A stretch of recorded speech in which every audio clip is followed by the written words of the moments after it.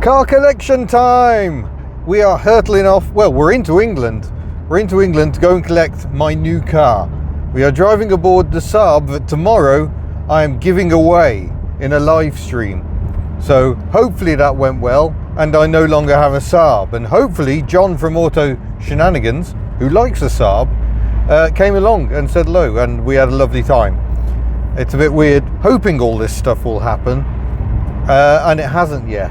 But yeah, the added bonus is that after the live stream that hasn't happened yet, we're all out of sync here because today's Friday, I'm off to collect a new car and a sensible daily driver, just like this car isn't. I mean, to be fair, there's things I like about this car. The engine and gearbox I cannot fault. I love the way it drives, although if you really want to get your foot down, you stamp your foot down, the revs go up, pretty much nothing happens. It's all really about mid-range torque. That's what this engine setup does.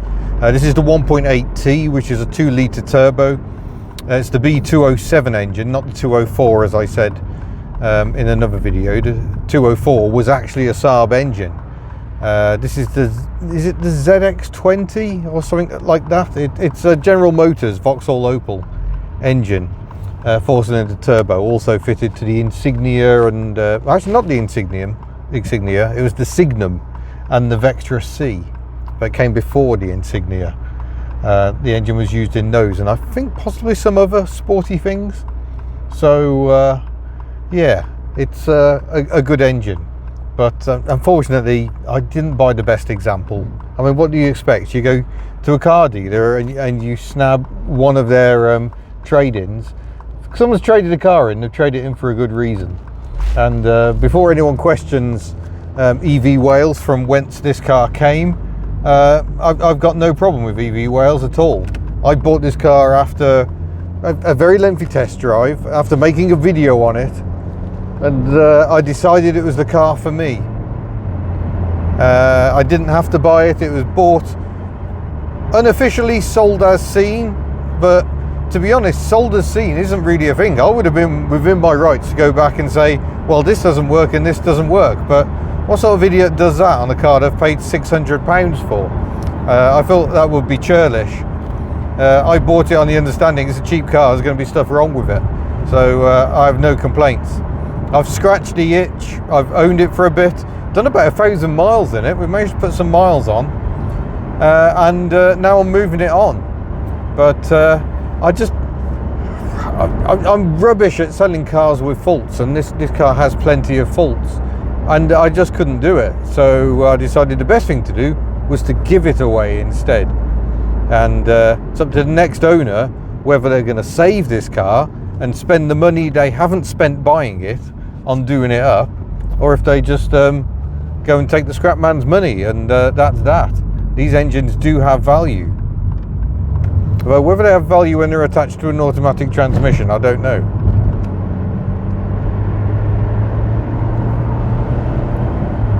It's like a Variomatic. You actually ease off a bit, it upshifts, and then the boost comes in and you go shooting down the road in a lovely manner. I am going to miss that. I really like that. I haven't liked the trim rattles, the wind noise is really irritating whistle. Of course the leaks, I cannot stop it leaking. There's water just pouring in the thing and it rains all the time. I live in Wales. It's not ideal. But yeah, it has actually served me well. It's just that my patience has run out. I would like to not be sitting on a towel. So hopefully the next car will be a little more watertight. We can but hope. But yeah, I'll wrap up this intro. This is already far too wordy, isn't it? Who am I? Do I think I'm Kitch from the Up and Down channel? So let's change that and we'll jump ahead to the car. The reason I'm doing this, he said, not doing what he was about to say, is because it's going to be dark by the time we get to the car tomorrow, and then we're going to drive immediately 4.5 hours back home, which realistically is going to take 5 hours. It's going to be very late. So I thought I'd do some preamble, but I am very excited for my new car. Will it actually be sensible? Well, it's a great start to the giveaway day. The battery's gone flat. Why? I don't know. But thankfully I do have my not sponsored topped on jump pack, and I've actually got the jump leads with me, so I'm not going to film it because it's absolutely pouring down. Marvellous. We are up and running. I'm very glad I bought the rain hat. Don't forget your towel. And here I am enjoying the passenger seat of the Saab, and yes, I am still sitting on my towel as we head to the new car. The question is, did I manage to do sensible? Let's see what you think as I unveil my new steed. It's a Toyota Avensis, and not just an Avensis, it's bright red with terrible lacquer peel.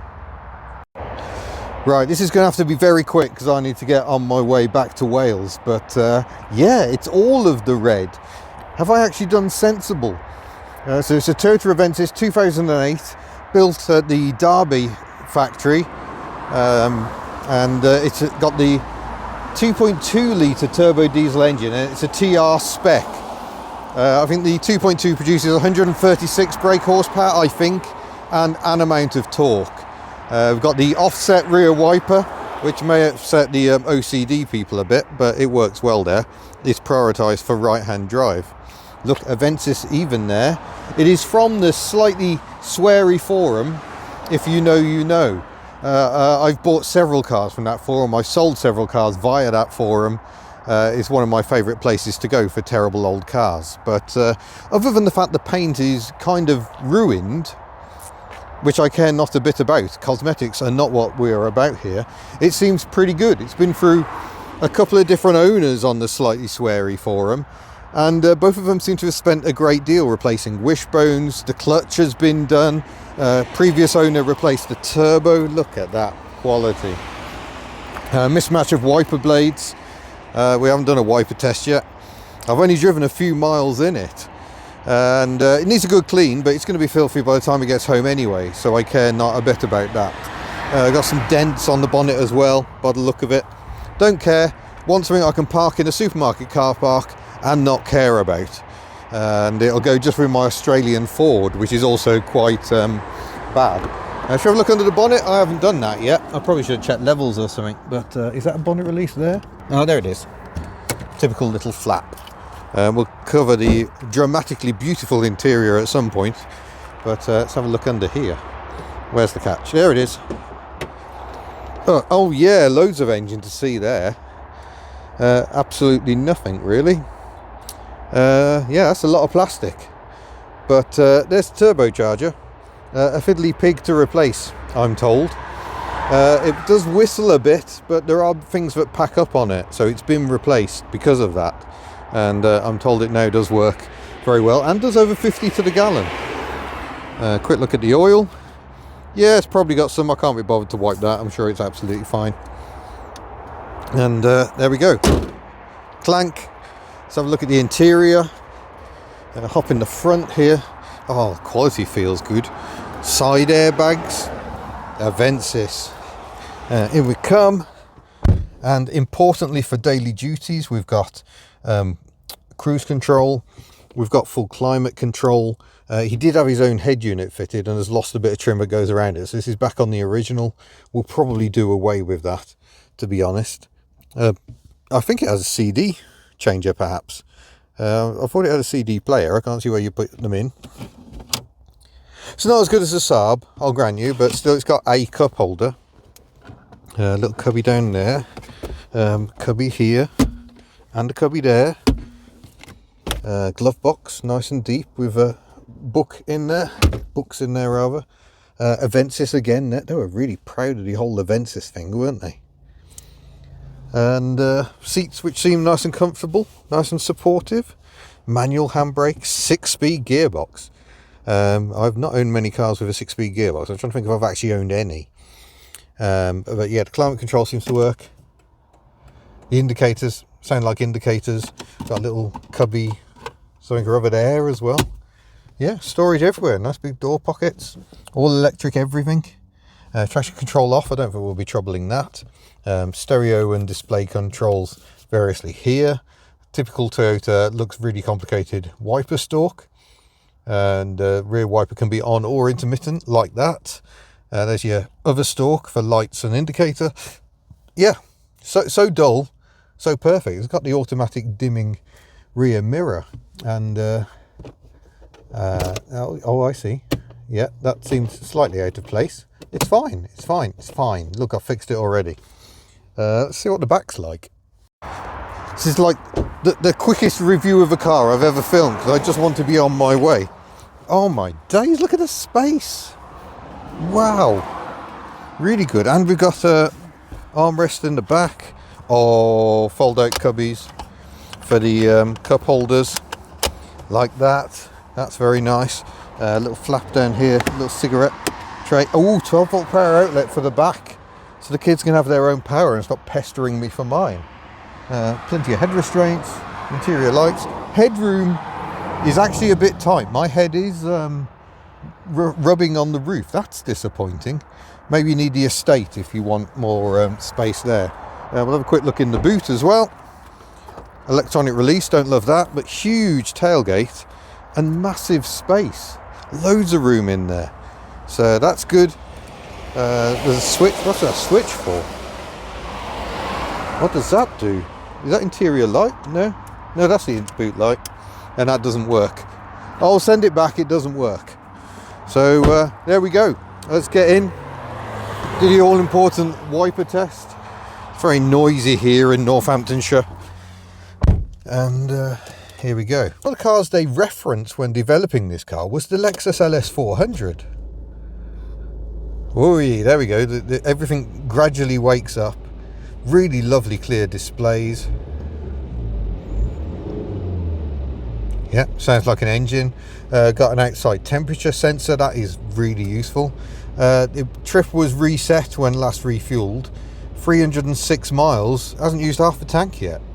Although I'm told the gauge swiftly goes down. We'll see. It's telling me the range is still 375 miles, which is good. We got less than that to go home. This is annoying. We have to do this every time. Oh, feels like it's smart. Oh, I see. Does it pop out for CD? Is that what it was trying to do there? Tilt. Oh.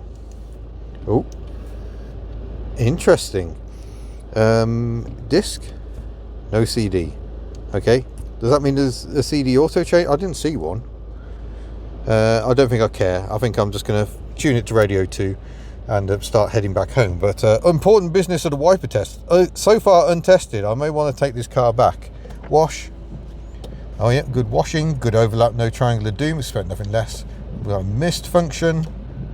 Yeah, it all seems pretty satisfactory. Should we play with the rear one as well? We seem to have soaked the rear window. How do we do that? We can go. Oh, sorry, that's the different functions. There's our rear, so you can wash it. Oh, that's terrible. That's like half the rear window. That's awful. Wrong way. Yeah, not loving that, but nonetheless, we shall push on for home. I was going to avoid the M6, but it's desperate to take me that way. So I think I'm just going to give that a clean. Hopefully. There we go. It's a little less problematic. Oh, my mount's falling off the windscreen. That's what's going on. Right. There we go. Let's make sure that's nice and secure before we set off. With the mount here, the phone is in the same level as the dashboard, so it's not clogging anything up. Oh no, I think my sound may be in the wrong mode. Balls. Oh, it's in stereo. I don't want it in stereo. Oh, I got the safety channel on. No. So my sound may have been awful for all of that. Great. That's great. Right. Give you some quick driving dynamics. Bit of trouble going on there. Tut tut. Turn the temperature down a little. And steering wheel actually requires some heft, which is nice. Japanese usually go in for over assistance. So the noise obviously is not very LS400 because it's a blooming diesel, but ooh, yeah, there we go. Oh, she got some shove. She got the torques. That feels very good. It feels very comfortable so far. We'll see what it's like after 4 hours. But it seems to handle pretty decently. I don't want the most exciting dynamics, really. I just want effortless down the road, not leaking on my head. That is kind of what I'm hoping for. Oh yeah, lovely. Need to put my shades on before we get on the motorway.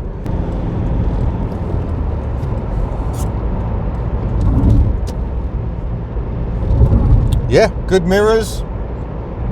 Keep a good eye on the BMW there. Oh wow, that's really good. Yeah, he was pretty much in my vision until he was alongside me. I think this is going to be nice. So I'm going to waft on into the dark as it starts becoming dark, and I'll report back in a bit. Well, settling into the cruise, and it's just eating up the miles very nicely. It feels like there's a slight wheel wobble at 70 miles an hour, so I may have to do something about that. Range Rover Evoque just sitting in my bloody blind spot. Why would you do that? Oh, speed camera. Yeah, so let's panic. Yeah, cruise control, you just operate it with your little finger. That's quite handy. Let's talk about what I paid for this car. I paid £950. The asking price was a bit more than that. We managed to reach an agreement because these cars hold their value. They're very desirable, but they don't hold their value as much as the Prius. What I actually wanted, I've mentioned it many times, is I wanted a Toyota Prius. But when you start looking into it, it's like, what advantages has a Prius got over this car? There's more tech, it's reliable tech, hugely popular with takeaway delivery drivers and taxi drivers alike, the Prius, because they just go on forever.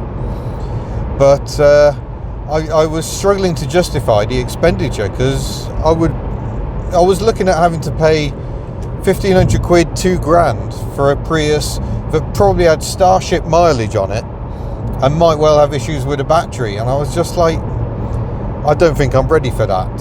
So this came up on the Slightly Sweary forum, and I was just like, that could be just the ticket. Just offer me the dull, dependable refinement, touch wood, that I've been looking for. But also, it's just so pleasant. This munches miles really, really nicely. I've got a little arrow on this one which tells me where the fuel filler door is. Not that I'm going to need that on the way home, but yeah, it just feels really, really nice, and hopefully it will be everything I want in a daily driver. But yeah, we'll have to get, it must be a slight balance issue. There is just a bit of shimmy, very slight, detected at 70. So I've got choices here. I can either speed up or slow down. But I'm already doing 70, so speeding up is probably not a good idea. But oh yeah, it's so much more peaceful than the Saab. The Saab's very good for a cabriolet, but still you get more wind noise. You can hear the traffic because the noise just comes straight through the roof. This is a lot quieter. Should be a nice drive home. Well, we're now in Welshpool. As you can see, it's gone dark, so we ended up doing a lot of miles in daylight, which was unexpected. So when I was coming up with this video idea, I assumed I'd be doing all the mileage back in the dark. But yeah, it's comfortable, it's relaxing, supremely relaxing. Boost comes on quick when you need it. It's everything I'd hoped for. Have I finally managed to actually achieve a decent daily driver? Well, we'll continue to head home and find out. But I'm probably going to wrap this one up because yeah, it's going to get only darker from here. So yeah, so far I'm liking it a lot, and I've got mild backache setting in, but the problem may well be my back. It feels more comfortable than the Saab. There's much better lumbar support, so I think ultimately longer term it's going to be more comfortable. But yeah, I'm so far very pleased with my purchase. Let's hope that joy remains. But thank you for watching. Huge thanks to all of you who joined in with the Saab live stream. That was a lot of fun, even if there was some stress with technical errors. Huge thanks to John at Auto Shenanigans for coming along, and huge thanks to the venue, Industry and Supply in Northamptonshire.